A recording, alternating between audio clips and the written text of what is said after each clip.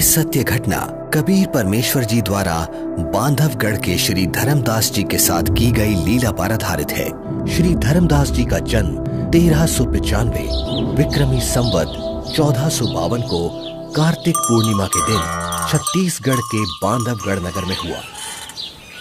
हिंदू धर्म के एक वैश्य कुल में जन्मे धनी धर्मदास जी के बारे में बताया जाता है कि वो इतने धनी थे कि जब कभी बांधवगढ़ पर प्राकृतिक आपदा जैसे अकाल गिरना, बाढ़ आदि आती थी तो वहां के नवाब धर्मदास जी के पूर्वजों से वित्तीय सहायता प्राप्त करते थे।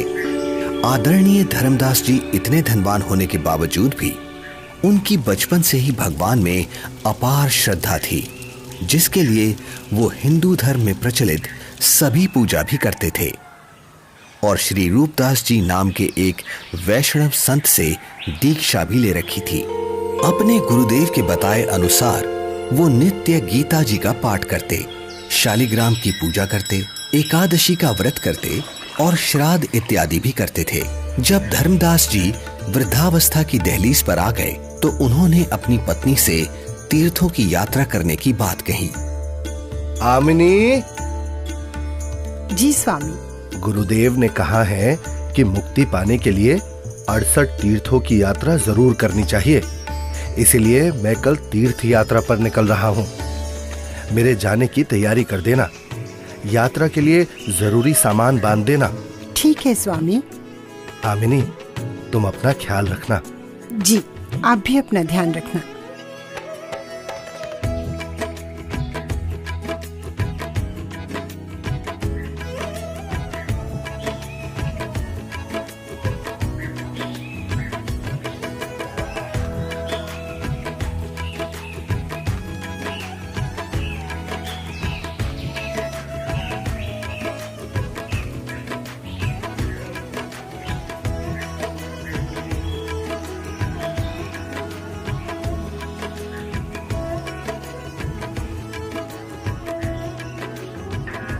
मथुरा में तीर्थों की यात्रा करते हुए एक सुबह धर्मदास जी गोवर्धन पर्वत के पास स्थित एक सरोवर के किनारे पहुंचे।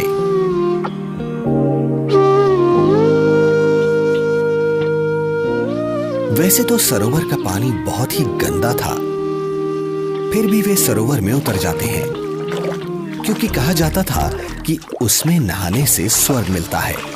इसलिए धर्मदास जी ने उसमें स्नान किया और फिर अपने ठाकुर जी की पूजा करने लगे। तभी वहां सर्वसृष्टि रचनहार कबीर देव जी काशी शहर से आकर प्रकट होते हैं और एक मुसलमान जिंदा महात्मा का रूप बनाकर धर्मदास जी से थोड़ी ही दूरी पर आकर बैठ जाते हैं। अब धर्मदास जी पवित्र गीता जी को खोलकर उसका ऊंचे स्वर में पाठ करने लगते हैं। बहुनी में व्यतीतानि जन्मानि तव च अर्जुन तानि अहम वेद सर्वाणि न त्वम वेद परंतप। श्री भगवान बोले, हे परंतप अर्जुन, मेरे और तेरे बहुत से जन्म हो चुके हैं, उन सबको तू नहीं जानता, मैं जानता हूँ। न तू एव अहम जातु न आसम न त्वम न इमे जनाधिपाः न च एव न भविष्यामः सर्वे वयम अतः परम। ना तो ऐसा ही है कि मैं किसी काल में नहीं था, अथवा तू नहीं था, अथवा ये राजा लोग नहीं थे, और ना ऐसा ही है कि इससे आगे हम सब नहीं रहेंगे। वैसे तो धर्मदास जी गीता जी के केवल एक अध्याय का ही नित्य पाठ किया करते थे, किंतु आज एक मुसलमान जिंदा महात्मा को हिंदू धर्म की साधना में रुचि लेता देख और अधिक पाठ करते हैं। कुछ देर बाद जब धर्मदास जी गीता जी को बंद कर माथे पर लगाकर रखने लगते हैं, तब ये महात्मा जी, आपका ज्ञान तो बहुत ही अच्छा है। आप कौन हैं? पहले तो आपको यहाँ कभी नहीं देखा। हे भक्त, मेरा नाम धर्मदास है। मैं बांधवगढ़ का रहने वाला हूँ। मेरा जन्म वैश्य कुल में हुआ है और हम इतने शुद्ध हैं कि किसी शूद्र को अपने निकट तक नहीं आने देते, कोई जीव हिंसा नहीं करते। जीव हिंसा करना पाप है, पापी पार नहीं होता। हे महात्मा जी, फिर तो मैं बहुत ही सौभाग्यशाली हूँ जो मुझे आप जैसे महापुरुष मिले। अब धर्मदास जी कबीर परमेश्वर जी को अपनी पूजा साधना से जुड़ी हुई काफी सारी बातें बताते हैं। कबीर परमेश्वर यानी जिंदा महात्मा धर्मदास जी से पूछते हैं, हे संत जी, मैं परमात्मा के लिए भटक रहा हूँ। आपका ज्ञान सुनकर मैं गदगद हो गया। मैं आपसे नाम दीक्षा लेना चाहता हूँ। ये सुनकर धर्मदास जी मन ही मन काफी प्रसन्न होते हैं और कहते हैं, मेरे गुरु श्री रूपदास जी हैं, वही तुम्हें नाम दीक्षा दे सकते हैं। हाँ, मैं तुम्हें दीक्षा तो नहीं दे सकता, लेकिन अपने गुरुदेव के उपदेश सुना जरूर सकता हूँ। आपको ये जरूर सुनने चाहिए।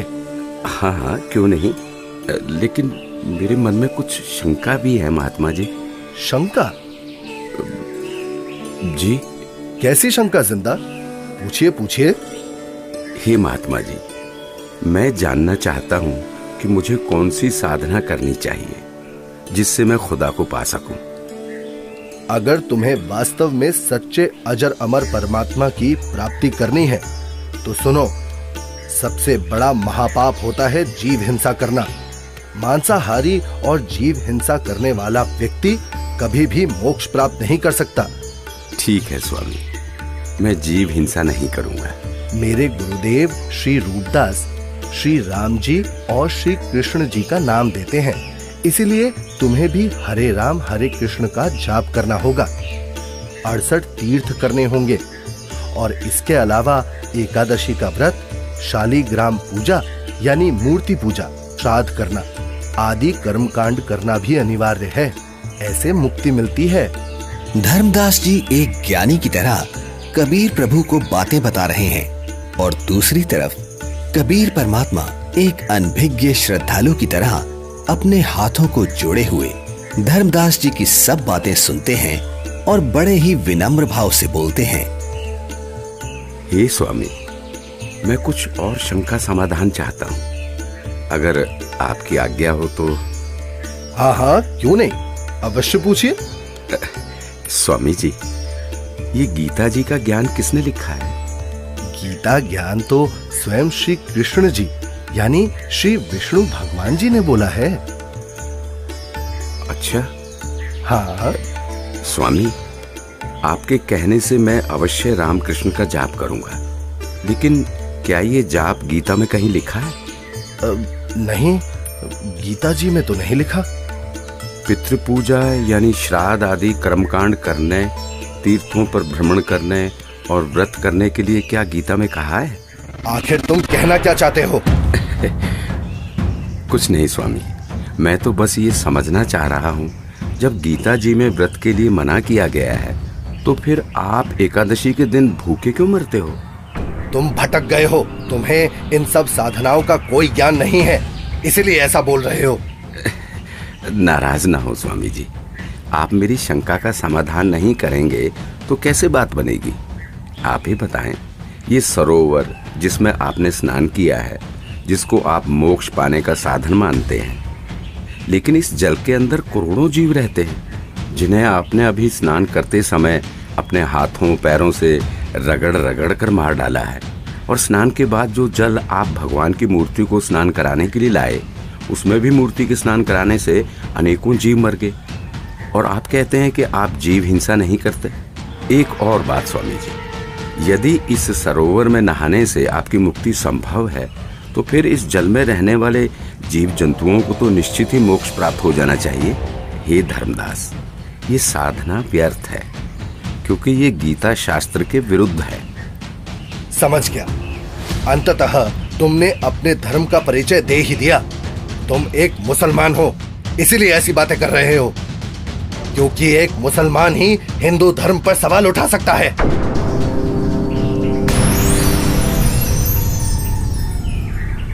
अरे,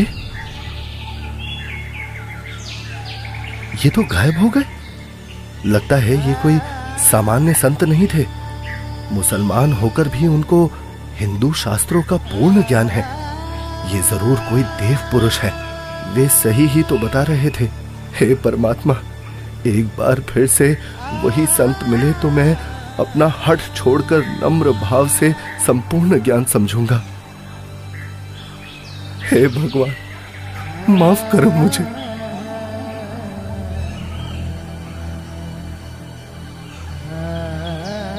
वास्तव में गीता जी में कहीं भी हरे राम हरे कृष्ण मंत्र नहीं लिखा है, अपितु पितर पूजा, भूत पूजा, देवताओं की पूजा गीता अध्याय 9 श्लोक 25 में व्यर्थ कहा है।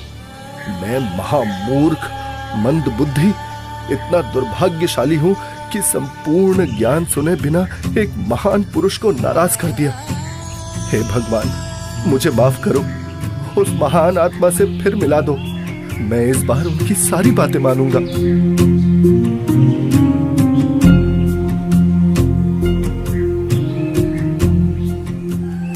आज धर्मदास जी का मन किसी भी कर्म कांड में नहीं लग रहा था।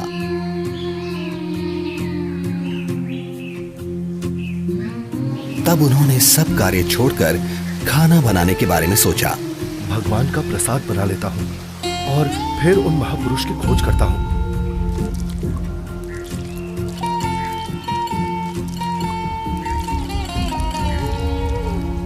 हे भगवान, ये क्या अनर्थ हो गया? इस लकड़ी में तो हजारों चींटियां अंडों सहित मर गई होंगी।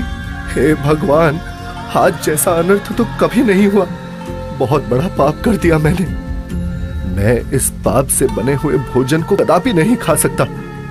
एक काम करता हूँ, इस भोजन को लेकर किसी साधु संत को खिला देता हूँ और स्वयं आज निराहार रहता हूँ, जिससे मैं पाप मुक्त हो जाऊंगा।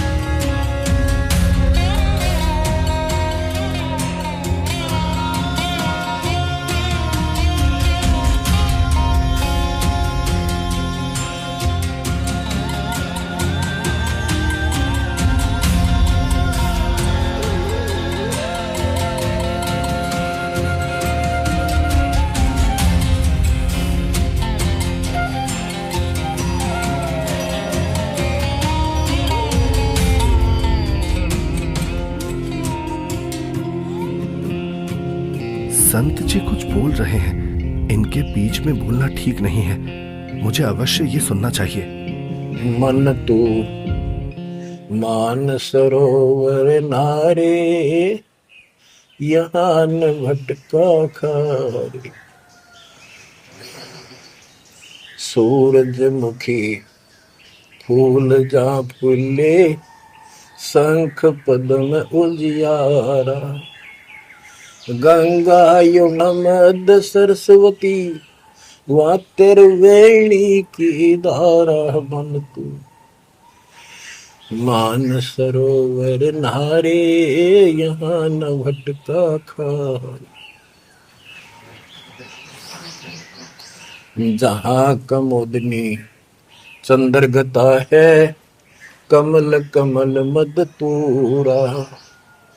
अनहद नाद अजब धुन होई, जाने सतगुरु पूरा। मन तू मान सरोवर नारे, यहाँ न भटका खारे। ओ गट घाट विषम है दरिया, नहावे संत सुजाना। ओ गट घाट विषम है दरिया, नहावे संत सुजाना। मोक्ष मुक्ति के पर भी ले रे, साक्षी है ससीवाना। मन तू मान सरोवर नारे, यहाँ न भटका खारे। जावा हंस कोलाहल करते हैं, मोती मुक्ता खाही। ऐसा देश हमेश हमोरे, अमृत भोजन पाही मन तू मान सरोवर नारे, यहाँ न भटका खारे। शंखों लहरे मेहर की उपजे, कर नहीं जा कोई। शंखों लहरे वहाँ मेहर की उपजे, कर नहीं जा कोई। दास गरीब अचल अविनाशी, सुख का सागर सोई मन तू मान सरोवर नारे, यहाँ न भटका खारे मन तू मान सरोवर नारे, यहाँ न भटका खारे। जो पहले मिला वो जिंदा महात्मा तो मुसलमान था, और ये लाल वस्त्र पहने हुए संत जी तो अपने हिंदू धर्म के जान पड़ते हैं, और बातें भी बिल्कुल जिंदा महात्मा वाली ही बता रहे हैं। इनका शिष्य बनने में शर्म भी नहीं आएगी। उस जिंदा से उपदेश लूंगा तो लोग निंदा करेंगे कि मुसलमान का शिष्य बन गया। इनसे ज्ञान प्राप्त करना उचित रहेगा। कटे मन मान सरोवर नाण रे, जल के जंतु रे जल माही। आठों बखत बिहान रे, आठों बखत बिहान रे, मन मान सरोवर नाण रे, जल के जंतु रे जल माही। आठों बखत बिहान रे, 184 जल के बासी, ये भुगते चारों खान रे। चेतन वो कजड़ को पूजय गांठ बांध पाषाण रे। भाई मरकट कहाँ चंदन के लेपे, क्या गंग नवाय सवान रे। अर सुधी हो न पूछतास की, वो छोड़ को न बाण रे। 12 कोट जहां जम किंकर, बड़े बड़े दैत हवान रे। धर्म राय की दरगाह माही, ओरई खेचा ताण रे फेरे, ओरी खेचा ताण रे।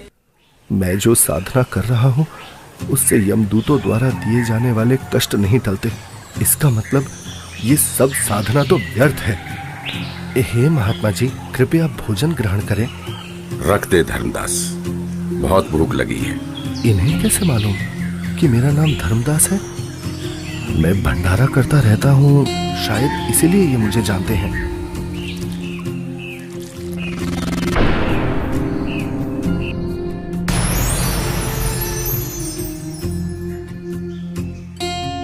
आप तो वही महात्मा जी हो। हत्यारे, कल तू क्या कह रहा था कि जो जीव हिंसा करते हैं वो कभी मोक्ष को प्राप्त नहीं कर सकते। अरे तू तो कसाई से भी बुरा निकला। हे प्रभु, मुझ अज्ञानी को क्षमा करो। मैं कहीं का नहीं रहा जिसका कोई लाभ नहीं, और शास्त्र अनुकूल साधना किससे मिले ये आप ही बता सकते हैं। मैं आपसे पूर्ण आध्यात्मिक ज्ञान सुनने का इच्छुक हूँ। कृपया मुझ अज्ञानी पर दया करके मुझ पापी को वो तत्व ज्ञान सुनाए भगवत, जिससे मेरा मोक्ष हो सके। ठीक है धर्मदास, अब सुनो। आप एकादशी का व्रत करते हो, जबकि श्रीमद् भगवद गीता अध्याय 6 श्लोक 16 में पढ़ा है कि हे अर्जुन, ये योग यानी भक्ति ना तो अधिक खाने वाले की और ना बिल्कुल ना खाने वाले अर्थात व्रत रखने वाले की, ना अधिक सोने वाले की तथा ना अधिक जागने वाले की सफल होती। इस श्लोक में व्रत रखना पूर्ण रूप से मना है धर्मदास। फिर देख अपनी गीता खोलकर। यहाँ परमेश्वर कबीर देव जी जिंदा रूप में धर्मदास जी को सृष्टि रचना सुनाते हैं और तीनों देवताओं की स्थिति से अवगत कराते हैं कि हे धर्मदास, अभी तक आप जिन भगवानों की यानी ब्रह्मा, विष्णु, महेश की भक्ति कर रहे थे, वो तो पृथ्वी, स्वर्ग और पाताल केवल इन तीनों लोकों में प्रधान है। रजगुण ब्रह्मा है, सतगुण विष्णु और तम गुण शिव जी ये मोक्ष नहीं कर सकते।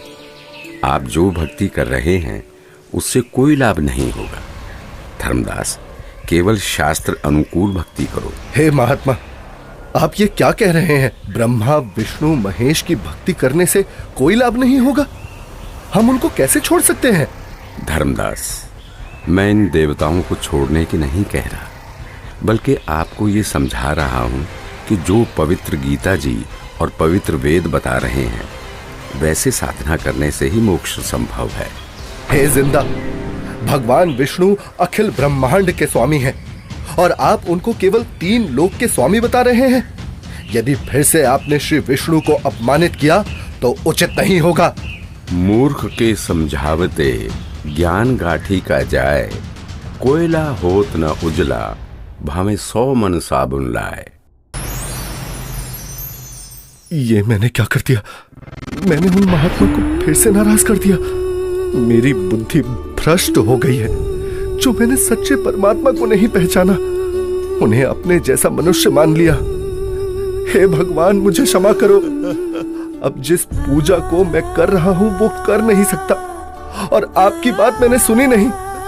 हे भगवान, मुझे सत्मार्ग दिखाओ, नहीं तो मैं आत्मघात कर लूंगा। मुझे परमात्मा की सच्ची भक्ति चाहिए।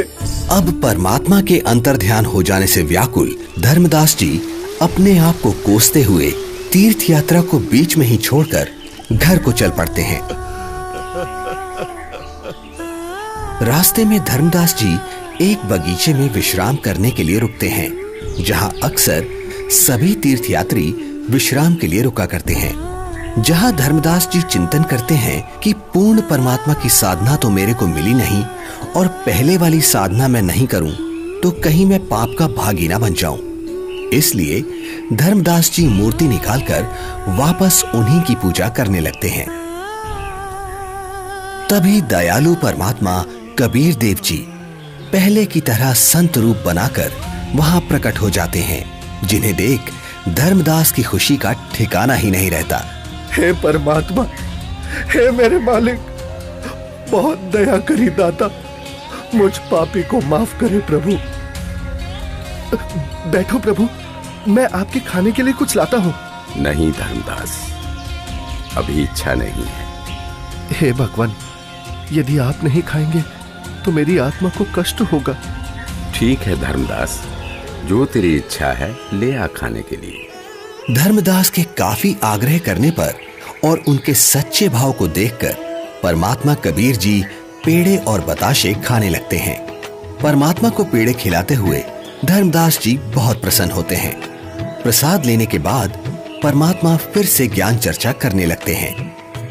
हे धर्मदास जी, आप यदि अभी भी इस ज्ञान पर विश्वास नहीं कर पा रहे हैं तो क्यों ना आप एक बार अपने गुरुदेव रूपदास जी से ये सब पूछ के देख लो कि क्या ब्रह्मा, विष्णु, महेश के कोई माता पिता हैं या नहीं, और क्या ब्रह्मा, विष्णु, महेश जी की जन्म मृत्यु होती है? क्या ये देवता आपके पाप कर्म काट सकते हैं? क्योंकि जो ज्ञान मैंने आपको बताया है, पुराणों में ये सब स्पष्ट लिखा है। और हाँ धर्मदास, आप अपने गुरु जी से ये भी पूछना कि क्या आप जो भक्ति बता रहे हैं उससे मुझे मोक्ष की प्राप्ति हो जाएगी? हाँ प्रभु, मैं निश्चित ही गुरुदेव से इन शंकाओं का समाधान अवश्य करवाऊंगा। इसके बाद कबीर प्रभु वहां से चल पड़ते हैं। धर्मदास जी कबीर परमात्मा जी को बेहद व्याकुलता में एकटक देखते जा रहे हैं। प्रभु, प्रभु! लेकिन धर्मदास जी के लिए ये परिस्थिति बहुत असामान्य हो जाती है। धर्मदास जी इतना व्याकुल हो जाते हैं कि वो परमेश्वर कबीर साहिब जी को छोड़ना नहीं चाह रहे थे और पहले वाली साधना भी छोड़ना धर्मदास जी के लिए बहुत मुश्किल हो रहा था। कबीर प्रभु के जाने के बाद धर्मदास अपनी शंकाओं के समाधान के लिए अपने गुरु रूपदास जी के आश्रम की तरफ निकल पड़ते हैं।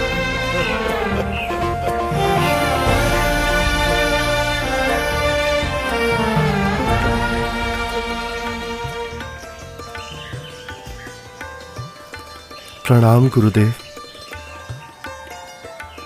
आशीर्वाद है भक्त। आओ बैठो। क्या बात है धर्मदास, बहुत व्याकुल दिख रहे हो। और आप तो तीर्थ यात्रा पर गए थे ना? गुरुदेव, मेरे मन में कुछ शंका है, कृपया उनका समाधान कीजिए। कहो धर्मदास, क्या शंका है आपकी? हे गुरुदेव, सृष्टि का रचयिता कौन है? क्या भगवान विष्णु से ऊपर भी कोई प्रभु है? वो कहाँ रहता है? उसका क्या नाम है? उसकी पूजा की विधि क्या है? और गुरुदेव, क्या आपने जो भक्ति साधना मुझे बताई है, क्या उससे मेरा मोक्ष हो जाएगा? हे धर्मदास, आज तुम ये क्या बोल रहे हो? ऐसा ज्ञान तुम्हें किसने सिखा दिया? तुम लक्ष्मी नारायण की भक्ति करो, ठाकुर जी की सेवा करो और राम कृष्ण जी का जाप करते हुए प्रतिमा पूजा करो, जिससे तुम्हारी मुक्ति हो जाएगी। तुम यात्रा पर जाओ, जगन्नाथ के दर्शन करो, गोमती, गोदावरी इन नदियों में स्नान करो, काशी जाओ, तीर्थ नहाओ, उससे ज्यादा पुण्य होता है और स्वर्ग की प्राप्ति होती है बच्चा। भगवान तो निराकार है, वो ज्योत स्वरूपी निरंजन है जो शून्य में रहता है। हे गुरुदेव, यहां मैं एक बात पूछना चाहूंगा, आप क्रोधित ना होना गुरुवर। हे गुरुदेव, जो ज्योत निरंजन आप बता रहे हैं, वो तो प्रतिदिन 1 लाख मानव खाता है और 1.25 लाख उत्पन्न करता है। गुरुदेव, मुझे जीव भक्षक नहीं, जीवों की रक्षा करने वाला भगवान कौन है वो बताइए। ये ज्योति निरंजन ब्रह्म तो जीवों को खाता है। और गुरुदेव, ऐसा तो आप भी मानते हैं कि एक दिन वैकुंठ समेत तीनों लोक भी नष्ट होंगे, यानी स्वर्ग भी नष्ट होगा। फिर मुझे वहां की भक्ति क्यों बता रहे हो? गुरुदेव, मुझे उस अविनाशी स्थान के बारे में बताओ जिसका जिक्र गीता अध्याय 18 श्लोक 62 में किया है कि हे अर्जुन, तू सर्वभाव से उस परमेश्वर की शरण में जा, उसकी कृपा से ही तू परम शांति को और सनातन परम धाम शाश्वतम स्थानम अविनाशी लोक को प्राप्त होगा। इस प्रकार धर्मदास जी जिंदा बाबा रूप में मिले परमेश्वर कबीर जी से सुनी सृष्टि रचना के आधार पर काफी तर्क रखते हैं, जिसके पश्चात गुरु रूपदास जी कहते हैं, बेटा धर्मदास, जो ज्ञान मेरे पास था वो सब मैंने आपको बता दिया है। इससे आगे का मुझे कोई ज्ञान नहीं है। जो महात्मा आपको मिले हैं वो अवश्य ही कोई पहुंचे हुए महापुरुष हैं। हे गुरुदेव, मुझसे कोई गलती हुई हो तो माफ करना, किंतु जिसने मुझे ये तत्व ज्ञान बताया है, अब मैं उन्हीं के चरणों में जाऊंगा। आज के बाद वही मेरे सद्गुरु होंगे।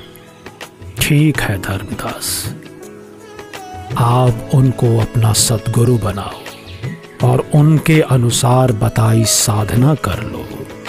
इसके बाद धर्मदास जी गुरु रूपदास जी को प्रणाम करके वहां से अपने घर की तरफ निकल पड़ते हैं।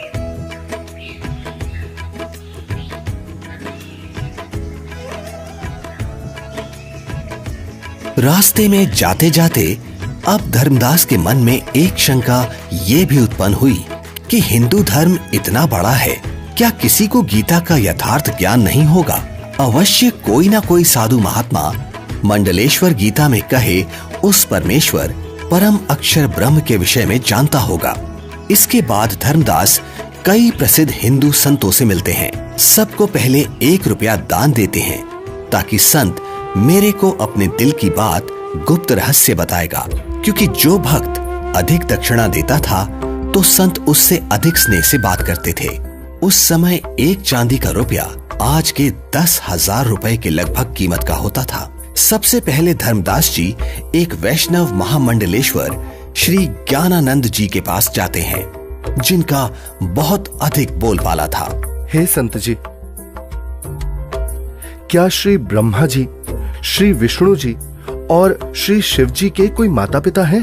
बच्चा, इनका कोई जन्म मरण नहीं होता, इसलिए माता पिता का तो सवाल ही नहीं उठता। इतना सुनकर धर्मदास जी वहां से चल पड़ते हैं।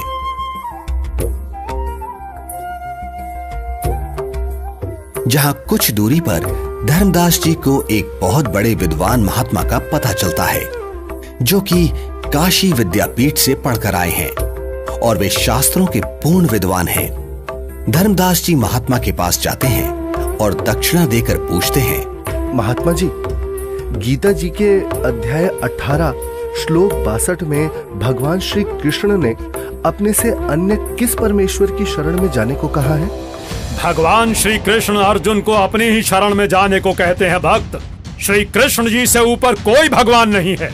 इस प्रकार धर्मदास जी बहुत से संत महंत मंडलेश्वरों के पास जाते हैं और सभी से एक जैसे ही प्रश्न करते हैं, किंतु उत्तर किसी का संतोषजनक नहीं मिलता।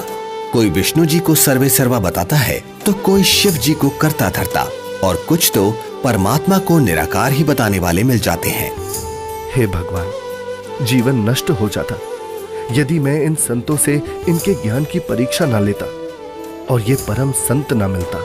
यह सोच धर्मदास जी जिंदा महात्मा रूप परमेश्वर को याद करते हुए घर की ओर चल पड़ते हैं।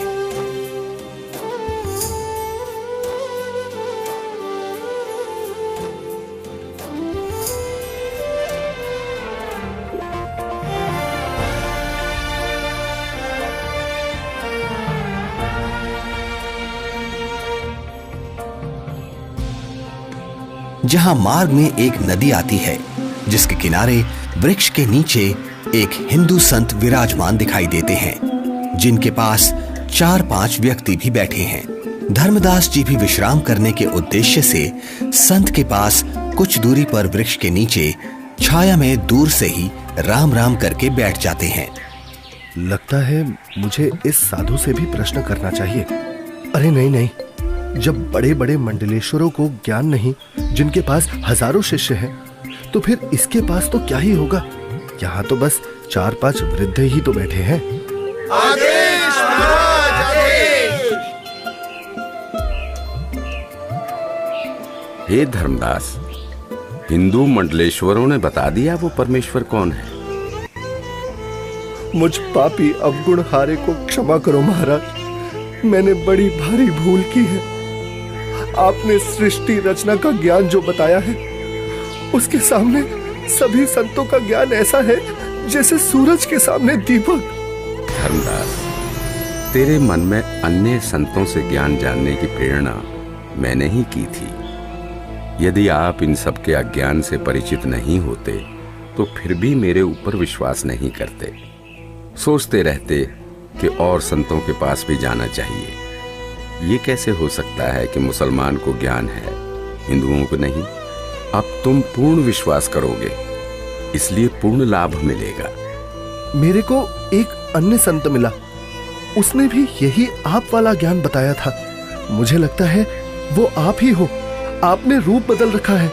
हे धर्मदास, मैं उनका शिष्य हूँ, वे मेरे गुरु हैं, वे काशी में रहते हैं। यहाँ धर्मदास व जिंदा रूपी परमात्मा की बहुत ज्ञान चर्चा हुई, जिसके बाद मैं अब सतगुरु के दर्शन करने जा रहा हूँ, आज्ञा दो। मुझे सतलोक के दर्शन करा दो, बिना देखे मुझे शांति नहीं होगी। हे धर्मदास, आपको गुरुजी से दीक्षा दिला दूंगा, फिर भक्ति करना। हे जिंदा, आप ही सब कुछ हो, अपने आप को छुपा रहे हो। मुझे सतलोक दिखाओ ताकि मेरी आत्मा को संतोष हो। धर्मदास, नाम लेकर भक्ति करो। जब शरीर छोड़कर जाओगे तो आप वहां सतलोक देखना। हट क्यों कर रहे हो? मैं कितना दुष्ट हूं कि मैंने परमात्मा पर विश्वास नहीं किया, और अब पता नहीं वो फिर दोबारा दर्शन देंगे या नहीं। रोते रोते धर्मदास जी अपने घर पहुंच जाते हैं।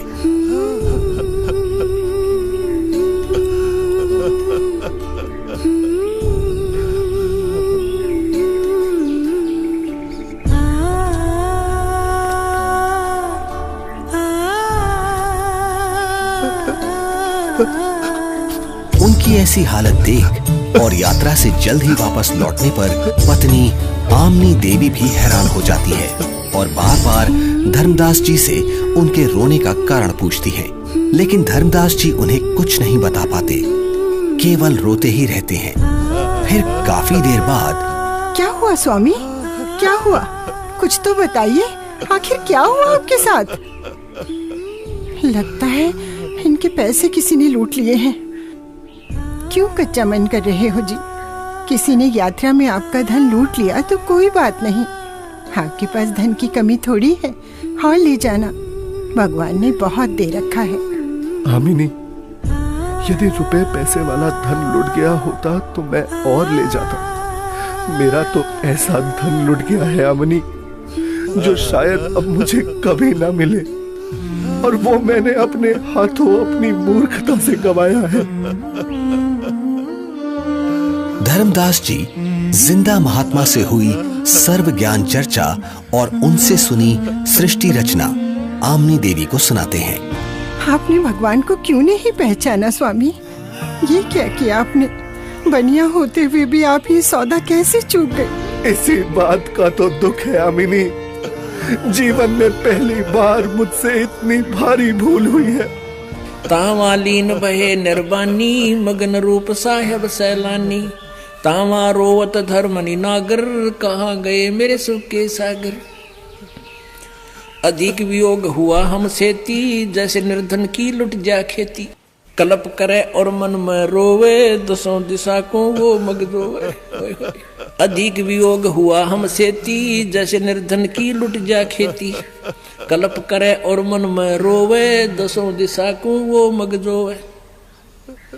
हम जाने तुम देह स्वरूपा, हमरी बुद्धि अंधगर कूपा। हम तो मानुष रूप तुम जाना, सुन सतगुरु का किया पियाना। बेग मिलो कर हूँ अपघाता, मैं ना जी हूँ सुनो विधाता। अगम ज्ञान कुछ मोहे सुनाया, मैं जी हूँ नहीं अवगत राया। बेग मिलो कर हूँ अपघाता, मैं ना जी हूँ सुनो विधाता। अगम ज्ञान कुछ मोहे सुनाया, मैं जी हूँ नहीं अवगत राया। तुम सतगुर अवगत अधिकारी, मैं नहीं जानी लीला थारी। तुम अवगत अविनाशी साईं, फिर मोको कब मिलो गोसाई। कमर कसी धर्मदास को पूरब पंथ पयाने, गरीबदास रोवत चले वो बांधो गुड़ अस्थाने। अब धर्मदास रोजाना अपने घर के आसपास, जंगलों में, नदियों के पास, नगरों में और दूसरी अलग अलग जगह पर काफी सारे धर्मगुरु, संत, महंत, मंडलेश्वर, आचार्य, शंकराचार्य के पास जा जाकर परमात्मा को ढूंढने लगे। कहीं वेश बदल कर बैठे हों, इसलिए प्रश्न भी करते कि श्री ब्रह्मा जी, श्री विष्णु जी, श्री शिव जी के माता पिता कौन है, वो परमात्मा कौन है। परंतु उत्तर ठीक नहीं होता था। तो स्पष्ट था ये साधु संत परमात्मा जिंदा नहीं है। 6 महीने तक जिंदा बाबा नहीं मिले। तब एक दिन, हे स्वामी, आप ऐसे मत रोइए, भला रोने से कोई समाधान थोड़ी ना होगा। कुछ याद कीजिए स्वामी, उन्होंने कुछ तो बताया होगा कि वो किस प्रकार मिलते हैं, कहाँ मिलते हैं। हाँ, याद आया आमिनी, उन्होंने ज्ञान चर्चा करते समय बताया था। जहाँ कहीं भी धर्म भंडारे चल रहे होते हैं, मैं वहाँ जरूर उपस्थित होता हूँ और अपनी प्यारी आत्माओं को ज्ञान समझाता हूँ। धर्मदास, क्या धर्म भंडारा? फिर तो स्वामी क्यों ना हम धर्म भंडारा ही करवा दें। हाँ, यही सही है। 3 दिन का धर्म भंडारा करते हैं।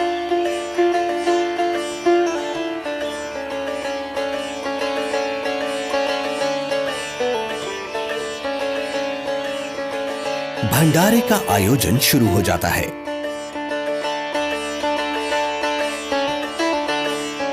दूर दूर से साधु महात्मा भंडारे में आने लगते हैं।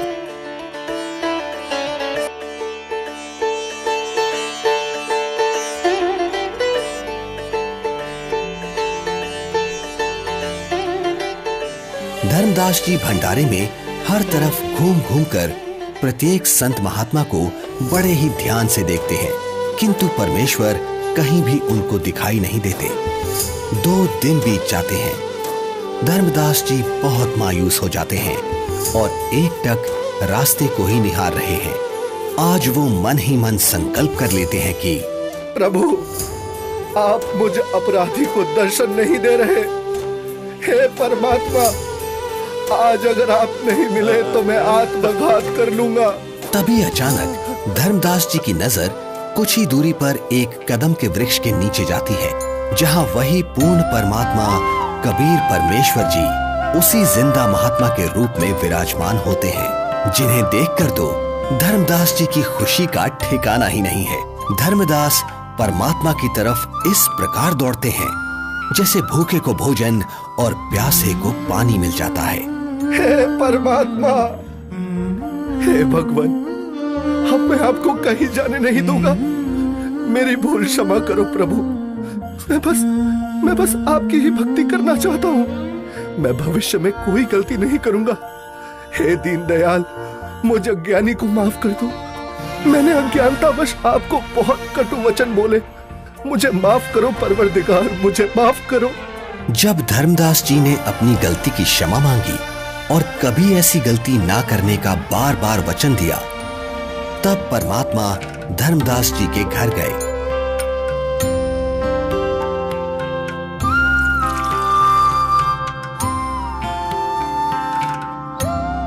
जहां आमनी देवी और धर्मदास जी दोनों ने परमात्मा की बहुत सेवा की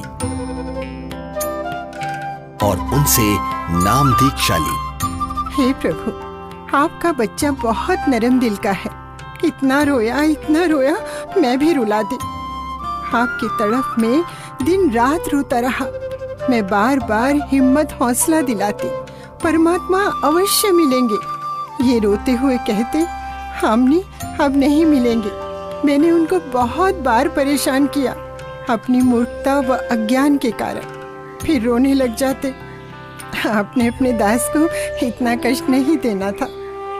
बेटी, जैसे लोहे का औजार बनाने के लिए गर्म किया जाता है, फिर उस पर चोट लगाई जाती है, तब वो काम बनता है। ठंडे लोहे पर चोट काम नहीं करती, इसलिए धर्मदास को 6 महीने गर्म करना पड़ा।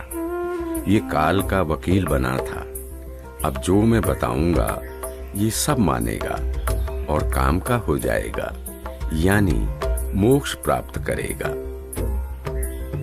धर्मदास, आपको वो भगवान मिला है जिसको पाने के लिए राजाओं ने राज त्याग दिए, ऋषियों ने शरीर तक गला दिए। इसलिए अब खूब भक्ति करो ताकि आप हमेशा हमेशा के लिए सतलोक के निवासी बन सको, जहां आपको इतना सुख मिलेगा जो स्वर्ग क्या महास्वर्ग में भी नहीं है। सुंदर बाग, सदाबहार फलदार वृक्ष और दूधों की नदियां बहती हैं, जहां सुंदर नर और नारी रूप में हंस आत्माएं रहती हैं। वे कभी वृद्ध नहीं होते और वहां जाने के बाद कभी मृत्यु भी नहीं होती। धर्मदास, हे महाराज, नाराज ना होना।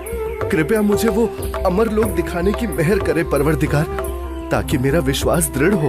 आप भक्ति करो। जब शरीर त्याग कर जाओगे तो सतलोक को ही प्राप्त करोगे। धर्मदास जी के अधिक आग्रह करने पर कबीर परमेश्वर जिंदा रूप में धर्मदास जी की आत्मा को निकालकर ऊपर सतलोक में ले जाते हैं। सतलोक, जहां दरबार के द्वार पर खड़े द्वारपाल को परमेश्वर ने कहा कि धर्मदास जी को परमात्मा के दर्शन कराओ।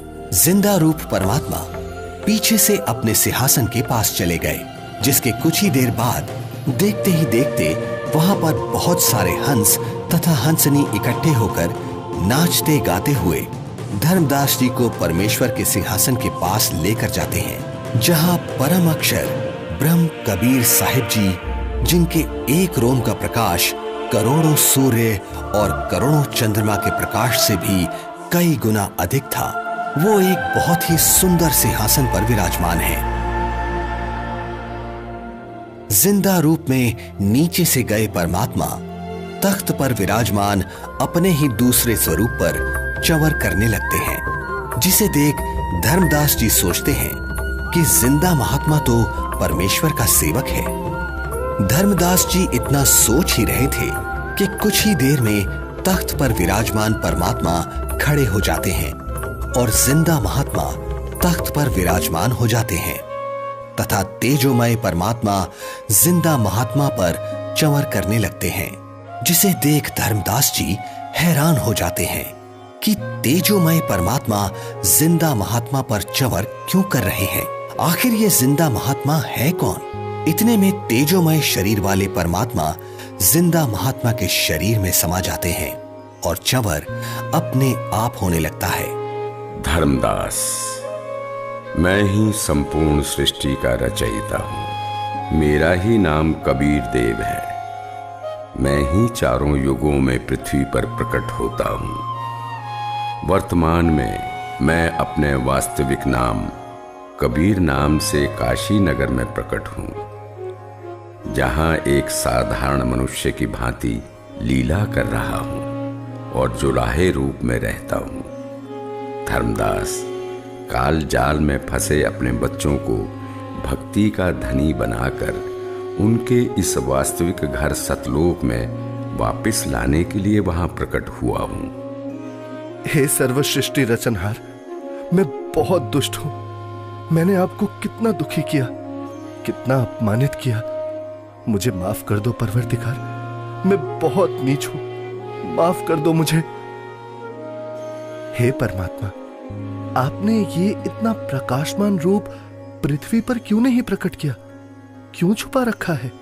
हे धर्मदास, यदि इसी रूप में नीचे जाऊं तो किसी की भी आंखें इस प्रकाश को सहन नहीं कर सकती। दूसरी बात, काल ब्रह्म यानी ज्योति निरंजन का डर के मारे हाल बेहाल हो जाएगा। इसलिए काल के लोक में गुप्त रहकर जीवों को ज्ञान सुनाता हूं, उनका कल्याण करता हूं। धर्मदास, अब आप नीचे जाकर खूब भक्ति करो और वहां काल जाल में फंसे अपने सभी भाई बहनों को भी समझाओ। सत्य का गवाह बनो कि ये काशीवासी जुलाहा सर्व सृष्टि रचनहार है, सबका धारण पोषण करने वाला है। परम अक्षर ब्रह्म यानी सत्य पुरुष अविनाशी परमेश्वर है। यही वास्तव में परमात्मा है। जैसा गीता अध्याय 15 श्लोक 17 में तथा अध्याय 2 श्लोक 17 में लिखा बताया है, वह यही है। नहीं नहीं महाराज, मुझे यही रख लो, यही रख लो महाराज, मुझे यही रख लो। हमने बहुत भारी गलती की है। काल के साथ उस मृत लोक में जाकर ऐसे सुख सागर को छोड़कर अब उस नरक में मुझे नहीं जाना प्रभु, हमें यही रख लो महाराज। धर्मदास जी को रोता देख परमात्मा उनको समझाते हैं और वहीं दूसरी तरफ पृथ्वी पर धर्मदास जी को 3 दिन से अचेत देखकर घर परिवार, गांव, रिश्तेदार, मित्र प्यारे सभी इकट्ठा हो जाते हैं। कोई झाड़ फूंक करा रहा था तो कोई वैद्य से उपचार करा रहा था, किंतु किसी को आशा नहीं रही थी कि धर्मदास जी जिंदा हो जाएंगे। आमिनी देवी का भी रो रो कर बुरा हाल हो जाता है। तब तीसरे दिन परमात्मा ने धर्मदास जी की आत्मा को शरीर में प्रवेश करा दिया। धर्मदास जी अपने चारों ओर खड़े रिश्तेदारों को और पत्नी आमिनी देवी को रोता देख आश्चर्यचकित हो जाते हैं। क्या हुआ आप सभी को? आप ऐसे रो क्यों रहे हैं? हे भगवान, तेरा लाख लाख शुक्र है। क्या हुआ है आमिनी, कुछ तो बताओ। स्वामी, आप 3 दिन से अचेत थे। हम सभी को तो लग रहा था आप नहीं बचेंगे। आमिनी, वो जिंदा महात्मा ही सर्व सृष्टि के रचनहार हैं। उनके सामने ब्रह्मा, विष्णु, महेश, दुर्गा, गणेश, क्षर पुरुष, अक्षर पुरुष कुछ भी नहीं है। वही मुझे अपने सतलोक लेकर गए थे।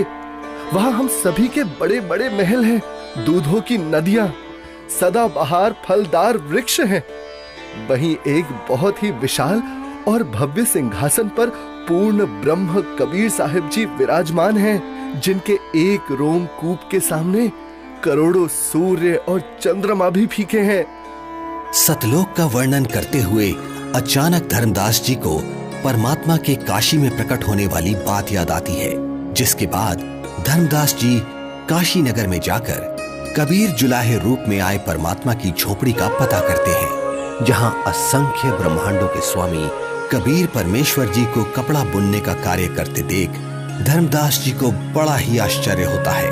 हे प्रभु, मुझ अज्ञानी को क्षमा करो प्रभु। मुझे विश्वास नहीं हो रहा था कि आप ही परमात्मा हैं, आप ही परम अक्षर ब्रह्म हैं। इस वेशभूषा में तो आपको कोई भी नहीं पहचान सकता। इसके बाद परमेश्वर कबीर जी ने धर्मदास जी को सतनाम दिया, जिसे पाकर धनी धर्मदास जी बहुत खुश होते हैं। हे प्रभु, बड़ी दया करी आपने, मेरा तो जीवन सफल हो गया। बेटा धर्मदास, अब आप अपने घर जाओ और भक्ति करो, मैं वहीं आऊंगा। जी जरूर आना परमात्मा, वहां मेरे बेटे को भी समझाना और आमिनी को भी सतनाम देना। ठीक है बच्चा, मैं जरूर आऊंगा। हे परमात्मा, आप बहुत दयालु हो जो आपने हमें शरण में ले लिया। हे प्रभु, आपने हम दोनों को तो शरण में ले लिया, किंतु मेरा इकलौता पुत्र नारायण दास, वो काफी समझाने के बावजूद भी आपके इस सत्य ज्ञान को स्वीकार नहीं कर रहा। बेटा धर्मदास, तेरे बेटे नारायण दास के रूप में काल ने तुम्हारे घर पर अपना दूत भेज रखा है। वो नहीं मानेगा, आप इसको मत देखो, अपनी भक्ति पर ध्यान दो। यह बात सुनकर धर्मदास को बहुत दुख हुआ और विश्वास नहीं हुआ कि मेरा बेटा नारायण दास काल का दूत है। परमात्मा समझ गए कि धर्मदास पुत्र मोह में अपना जीवन नष्ट करेगा। धर्मदास, आप पुत्र को बुलाओ, मैं भी समझाता हूँ। बच्चा है, मान जाए तो। बेटा नारायण दास, आज गुरुजी आए हैं, उनके चरण स्पर्श कर आशीर्वाद ले ले, तेरा भी कल्याण हो जाएगा बेटा। पिताजी, आपके ऊपर इस जुलाहे ने जादू कर दिया है, आपका दिमाग खराब कर दिया है। आपने देवी देवताओं व पितर पूजा छोड़ दी है। मैं उसकी शक्ल भी नहीं देखना चाहता। बेटा, एक बार चल, फिर ना जाना। धर्मदास जी के अधिक आग्रह करने पर नाराज अवस्था में नारायण दास चल पड़ता है। जाकर थोड़ी दूरी पर कमरे में सतगुरु के सामने बैठ जाता है। परमात्मा समझाने लगते हैं, किंतु नारायण दास कुछ भी समझने को तैयार नहीं होता।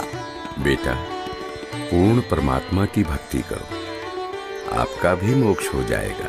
मैंने नहीं सुननी आपकी झूठी कहानी। धर्मदास, देख, बेटा नारायण दास कितना सुंदर है, भोला भाला है।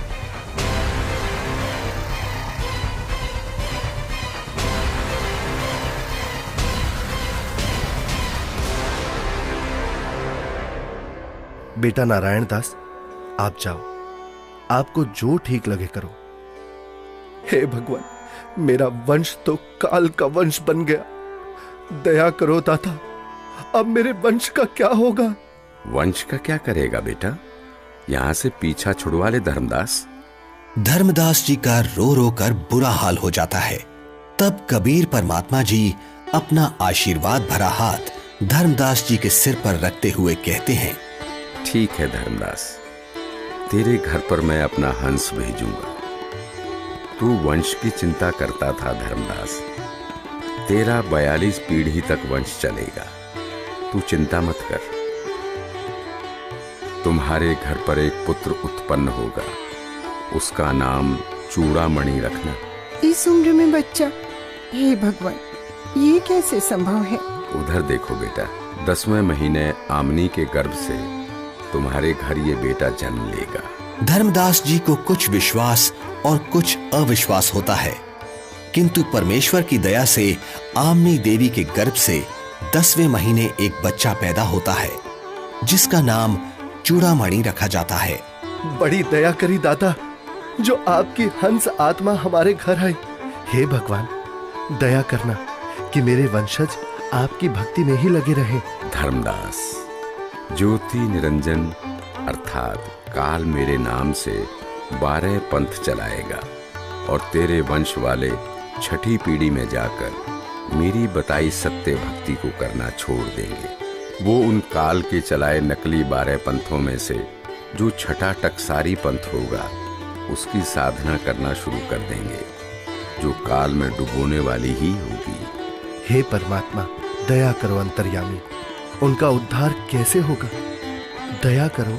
हे धर्मदास, काल द्वारा चलाए जाने वाले 12 पंथों में 12वां पंथ का प्रवर्तक संवत 1774 में जन्म लेगा। उस पंथ समेत सब 12 पंथों के पंथी मेरी वाणी का गलत अर्थ लगाकर गलत साधना करेंगे। असंख्य जन्म तक सतलोक नहीं जा सकेंगे। उसी 12वें पंथ में हम ही प्रकट होंगे। हम गुप्त रूप से लीला करेंगे। धर्मदास, मैंने तेरे को 42 पीढ़ी तक तुम्हारा वंश कलयुग में चलने का आशीर्वाद दिया। तेरे वंश वालों का उद्धार मेरे द्वारा भेजे जाने वाले मेरे कृपा पात्र महापुरुष से होगा। जिस समय कलयुग 5505 वर्ष बीत जाएगा, तब वो महापुरुष मेरा भेजा हुआ आएगा। अर्थात उसे मुझे ही समझ, वो सारे संसार के प्राणियों का उद्धार करेगा।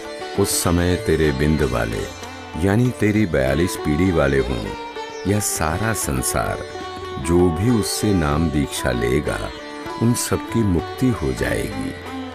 मेरा आशीर्वाद है। आज वर्तमान में स्वयं कबीर परमात्मा के अवतार बंदी छोड़ सतगुरु रामपाल जी महाराज आए हुए हैं, जो कि सर्व समाज को सतभक्ति प्रदान कर रहे हैं, जिनसे नाम दीक्षा लेकर भक्ति करने से सर्व सुख व पूर्ण मोक्ष की प्राप्ति होती है। सत साहिब जी।